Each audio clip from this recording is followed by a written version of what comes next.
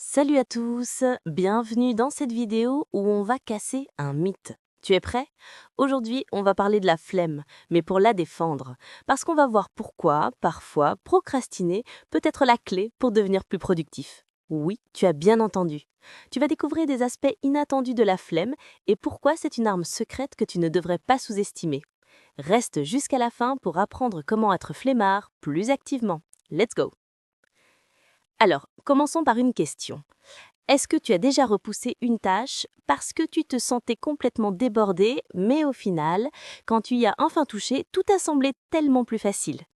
C'est ça la magie de la procrastination parfois. La procrastination, ça ne veut pas dire qu'on fait rien.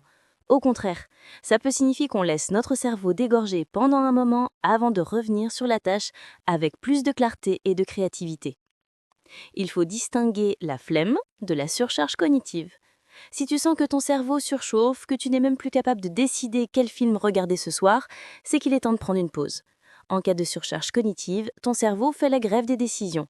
J'en avais déjà parlé plus en détail dans une précédente vidéo, en lien dans la description.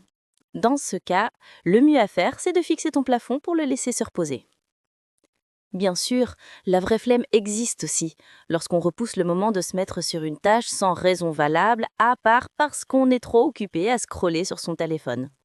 En fait, selon une étude de l'Université de New York, 95% des gens procrastinent d'une manière ou d'une autre.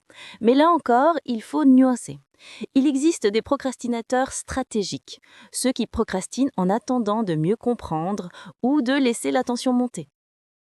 Prenons l'exemple de la création de contenu sur YouTube. Tu sais comment c'est, tu veux absolument faire cette vidéo aujourd'hui, mais tu ne te sens pas totalement inspiré, alors tu repousses. Et là, surprise, au bout de quelques heures, ton cerveau commence à faire des connexions inattendues, des idées de montage créatives apparaissent ou encore des angles d'approche que tu n'avais pas envisagés au départ. C'est ce que l'on appelle la créativité en incubation. En clair, après une pause, notre cerveau réorganise les idées et peut trouver des solutions plus innovantes. Un autre exemple concret. Imaginons un journaliste qui doit rédiger un article. Plutôt que de s'asseoir et de stresser, il choisit de procrastiner. Au lieu de forcer l'écriture, il sort faire une promenade. Pourquoi?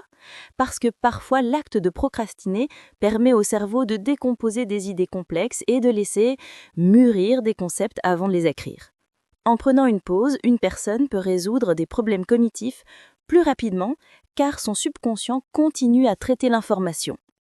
Par ailleurs, les chercheurs ont constaté que la production d'idées créatives augmentait en moyenne de 60% chez les personnes marchant à pied. Donc, si tu es en panne d'inspiration, sors le chien ou va faire une promenade. Mais ce n'est pas juste une question d'instinct, il y a de la science là-dedans.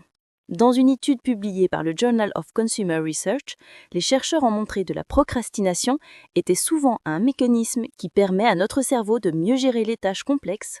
Comment? En laissant le stress monter, notre cerveau devient plus alerte et est capable de mieux prioriser les actions. Ce processus est ce que l'on appelle la régulation de l'effort. C'est un peu comme un coach personnel qui t'aide à prendre du recul avant de donner ton maximum. D'ailleurs, les personnes qui procrastinent de manière stratégique sont en réalité plus productives sur le long terme.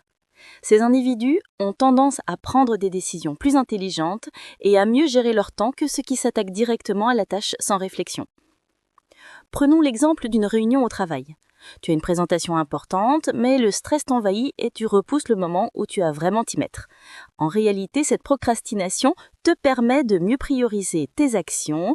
Tu finis par réaliser que certaines parties de la présentation ne sont pas si cruciales qu'elles semblaient au départ. Cela t'aide à affiner ton discours, à être plus concis et au final, à rendre la présentation plus impactante. La flemme peut être aussi un moyen de développer des stratégies d'évitement qui t'aideront à être plus productif sur le long terme. Imaginons quelqu'un qui a un projet important à terminer, mais qui ressent une grosse flemme de s'y mettre. Au lieu de se forcer à travailler directement, cette personne commence par ranger son bureau, nettoyer son ordinateur ou organiser ses dossiers numériques. À première vue, ça ressemble à une fuite de la tâche principale, mais cette activité d'évitement a un effet secondaire très positif. En se créant un environnement plus ordonné, la personne améliore sa productivité sur le long terme. Et après cette phase de rangement, se sent souvent beaucoup plus motivé pour attaquer le projet. Une stratégie d'évitement peut être aussi un moyen de se motiver sur une autre tâche. L'exemple typique étant la personne qui ressent un besoin urgent de faire le ménage au lieu d'avancer sur son projet. Au moins la vaisselle qui traînait depuis des jours dans l'évier sera enfin faite. Maintenant que tu sais que la flemme peut être utile, la question est comment procrastiner intelligemment? Prends des pauses actives. Au lieu de regarder des vidéos sans fin, fais une activité légère, une promenade, le ménage, cuisiner, pour aider ton cerveau à se vider. Le simple fait de changer de contexte peut améliorer ta productivité par la suite. Utilise le délai à ton avantage. Si tu procrastines, réfléchis à la façon de faire les choses mieux, de diviser la tâche en plusieurs petits morceaux pour l'abattre petit à petit, ou même discute de la tâche avec quelqu'un. Cela peut t'apporter une nouvelle perspective. Procrastination consciente. Ne procrastine pas sans raison. Si tu remets quelque chose à plus tard, fais-le en toute connaissance de cause. Il ne s'agit pas de fuir la tâche, mais d'attendre un moment où tu serais plus efficace. Alors la prochaine fois que tu crois procrastiner, respire un coup et rappelle-toi que ce n'est pas forcément une mauvaise chose. En fait, parfois prendre du recul, laisser son cerveau se reposer et faire d'autres choses peut être exactement ce dont tu as besoin pour être plus efficace. La procrastination peut être une technique à condition de savoir l'utiliser avec intelligence. Si cette vidéo t'a ouvert les yeux, n'hésite pas à laisser un like, à t'abonner et à partager tes propres expériences dans les commentaires.